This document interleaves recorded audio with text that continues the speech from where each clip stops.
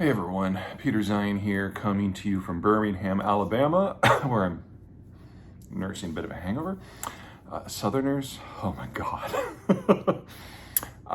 You may have noticed that in the financial markets, the United Kingdom is having a really tough week. The proximate issue is that the new government under Liz Truss released a short-term budget that the markets really did not like.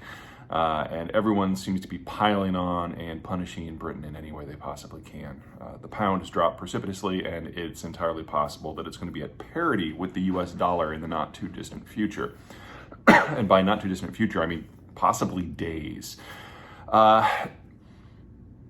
This is all wrapped up in some of the historical legacy stuff that the Brits are dealing with and failing to deal with. So compared to New York. So New York is a financial hub because it was within the United States system. The US is the largest economy in the world.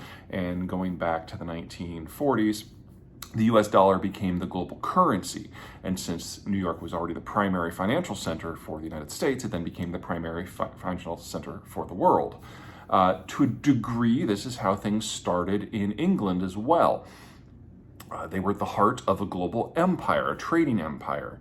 But the real issue was that when the Industrial Revolution happened, it happened in Britain first. So for 150 years, the Brits literally brought guns to knife fights the world over and built the greatest empire in human history, which was also a trading empire. And London was the nerve center of all of that, so it was a global financial hub. But the empire collapsed over the course of the world wars.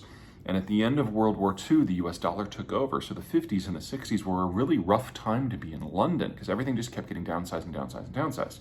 But then in 1973, the United Kingdom joined the EU. And since it was still the largest financial center of all of the European countries, it became the de facto financial center for all of Europe. And it was almost like the Brits got a second empire until they left with Brexit 5 years ago.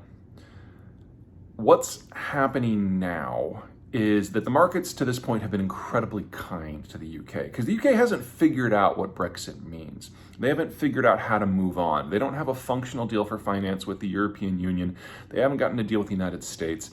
And there are a lot of secondary financial hubs that have boiled up around the world, places like Dubai, for example. Like, if you're going to invest and have complete lack of morals, that's where you go rather than going to London.